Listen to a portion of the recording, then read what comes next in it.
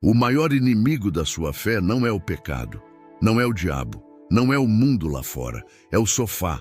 Sim, o sofá. Aquele lugar macio, familiar, confortável, onde você se senta dizendo que é só por 5 minutos e quando percebe, a alma inteira já adormeceu. Você clama por um avivamento, ora por transformação, pede que Deus fale, que Ele mova montanhas, que o Espírito desça, mas você mesmo não sai do lugar, nem por dentro, nem por fora. E talvez nem tenha percebido, mas sua fé já não queima como antes. Aquilo que um dia era fogo virou brasa. Aquilo que um dia era movimento virou memória. Você ainda diz Deus é bom, mas não vive mais como quem acredita nisso. Sua fé não sumiu, ela só parou. E onde foi que ela parou? No cansaço, no trauma, no silêncio das respostas não recebidas ou simplesmente no conforto? Porque o conforto é traiçoeiro. Ele não bate na porta, ele se instala. Vai chegando devagar, com justificativas plausíveis. Você está cansado, precisa descansar, merece um tempo.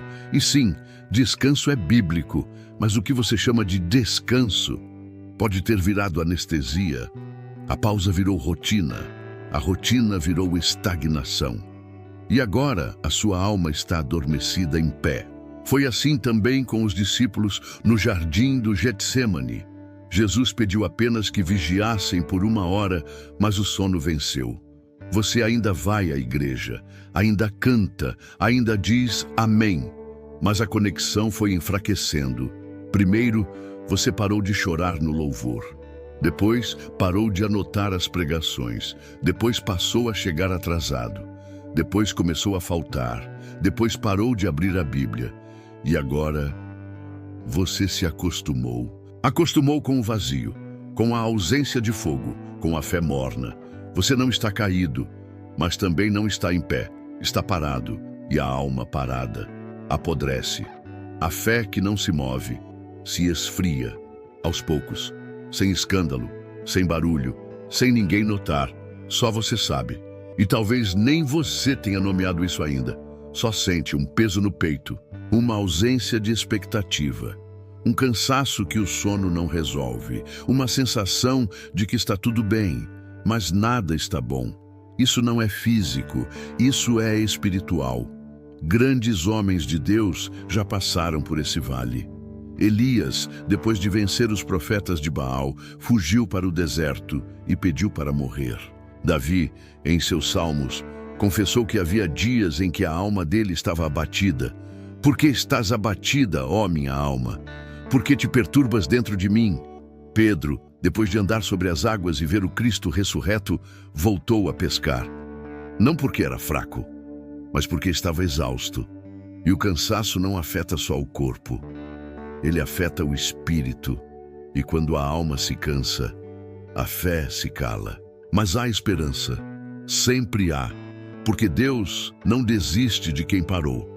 Ele não ignora quem está estagnado. Ele não abandona quem se acomodou. Pelo contrário, é nesses momentos que ele mais se aproxima, mas não vem com trovões, vem com brisa, não vem com gritos, vem com perguntas. Você me ama? Quer ser curado? Por que estás abatido, ó minha alma?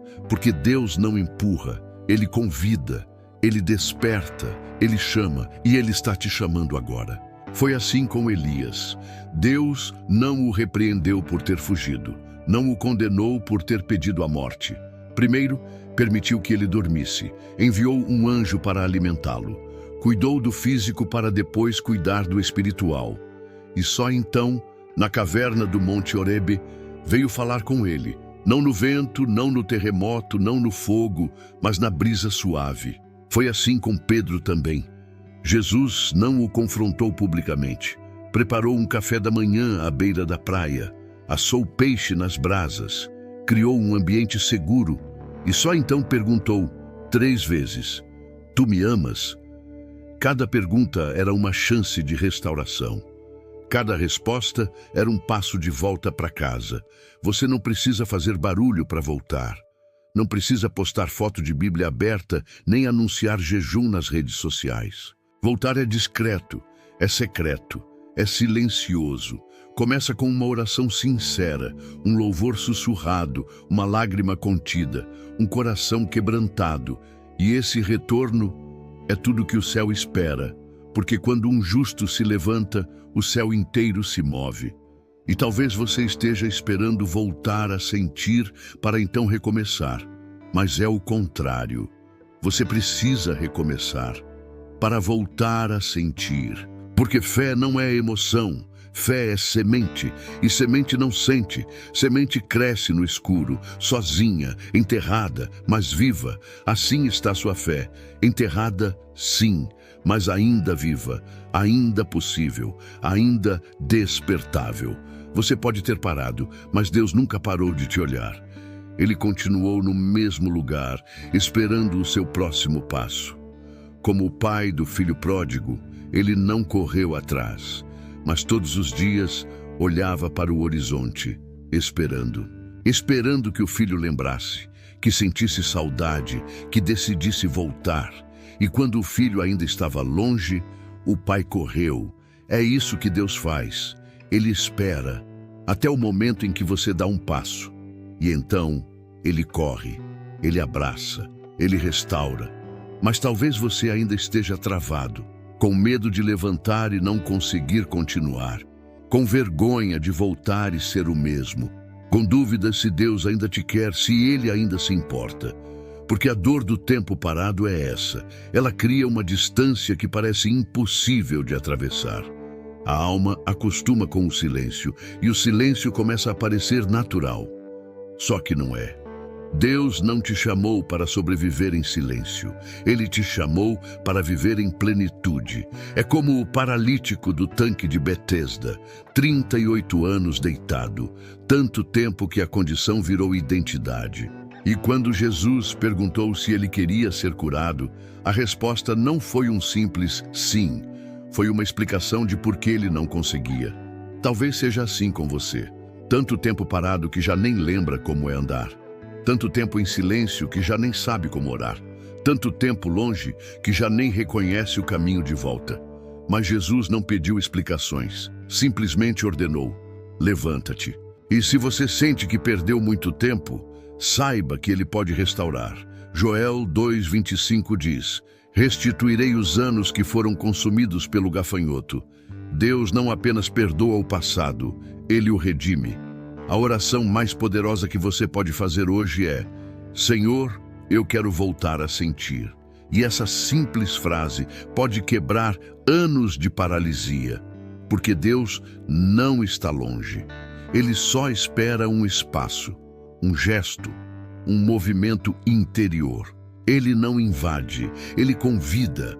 Foi assim com o filho pródigo. Sua oração não era eloquente, era apenas sincera. Pai, pequei contra o céu e contra ti. Já não sou digno de ser chamado teu filho. E essa simples confissão foi suficiente para mover o coração do pai. Você acha que precisa se arrumar para voltar, mas Deus quer você exatamente como está. Bagunçado, cansado, confuso. É nesse estado que Ele faz o milagre.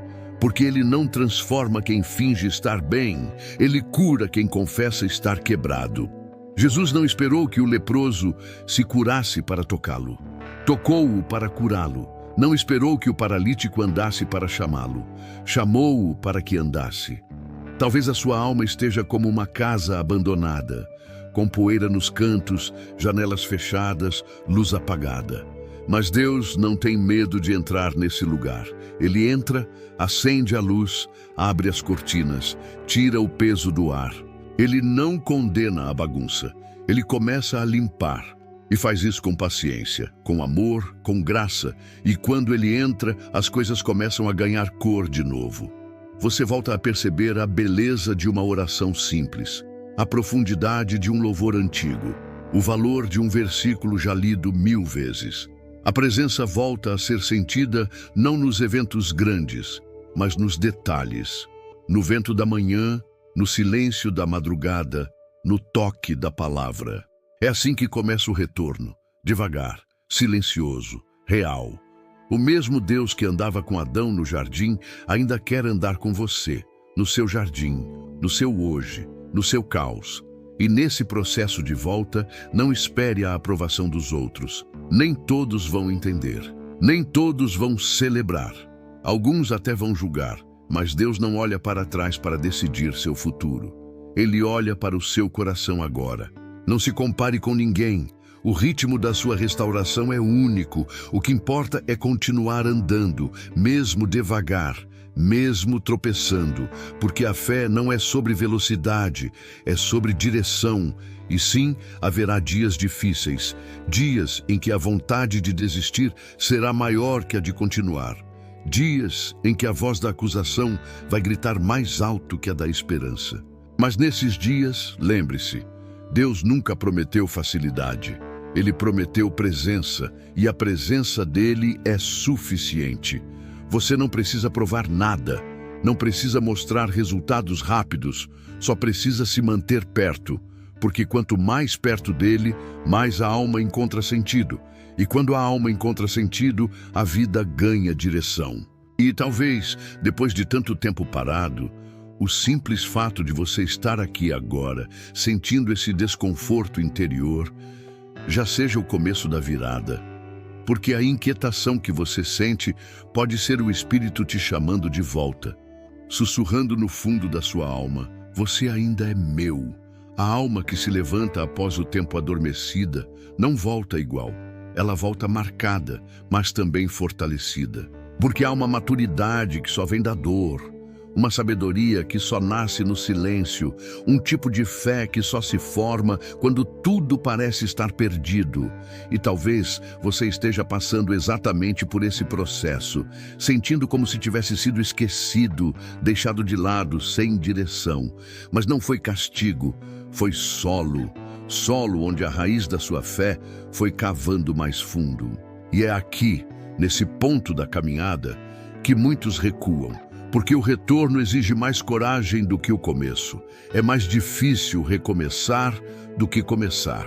Porque agora você carrega memórias, carrega falhas, carrega a vergonha de ter parado. Mas é justamente isso que torna seu retorno mais poderoso. Porque agora você sabe o valor de estar de pé. Talvez Deus esteja te fazendo essa mesma pergunta hoje. Você ainda me ama? Mesmo com as pausas, mesmo com as falhas, mesmo com as quedas, porque se ainda houver amor, ainda há caminho, ainda há restauração, ainda há missão, ainda há promessa. Deus não desiste de quem parou. Ele levanta, ele reencontra, ele reenvia, mas ele só trabalha com sinceridade, com entrega, com verdade. Ele não age onde há fachada, ele age onde há rendição. E render-se é parar de lutar contra o processo, é aceitar que você precisa voltar, é deixar o orgulho e dizer: Senhor, eu não consigo mais sem Ti. E talvez você não precise mudar tudo de uma vez.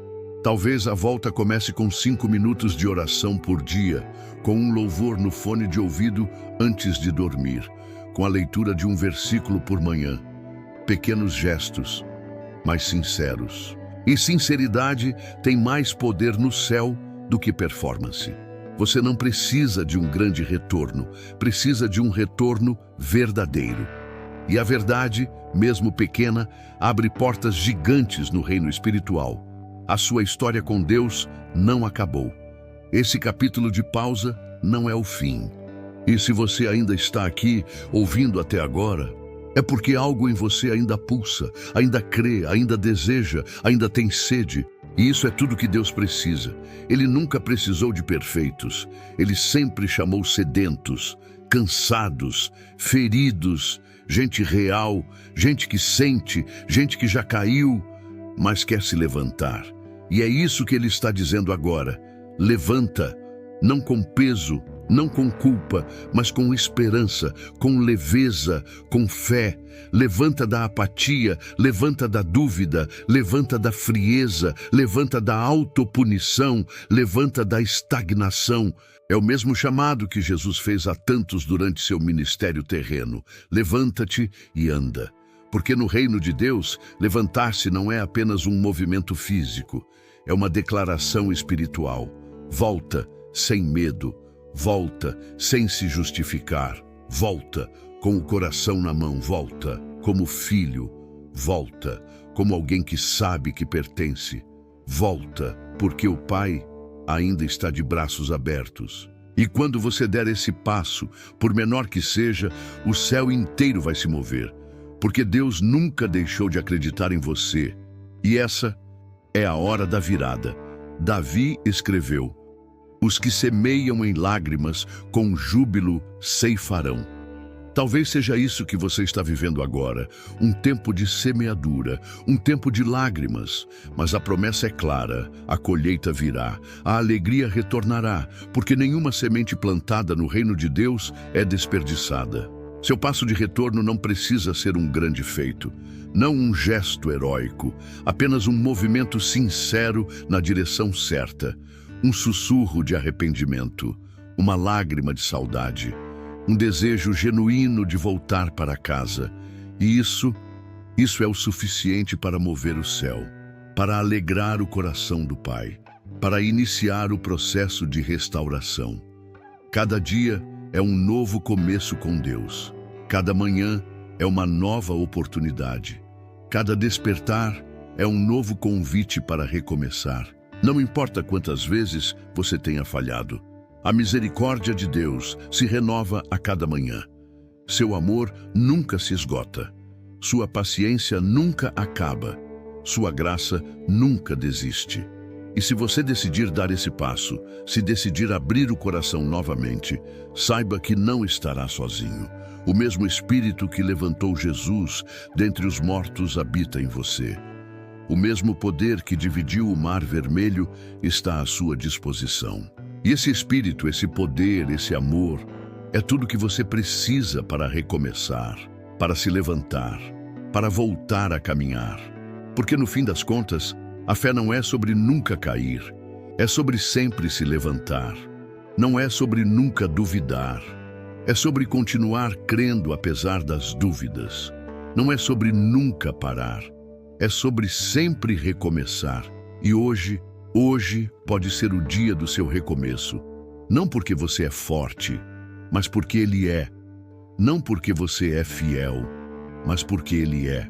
E isso é suficiente. Levanta-te, pois, desperta tu que dormes, ergue-te dentre os mortos, e Cristo resplandecerá sobre ti. Porque essa é a promessa, essa é a esperança, esse é o convite para hoje, para agora, para você. Se essa mensagem falou com você, deixe um sinal aqui, um like, um comentário, uma inscrição, não por mim, mas para que mais vidas ouçam o que o céu está dizendo.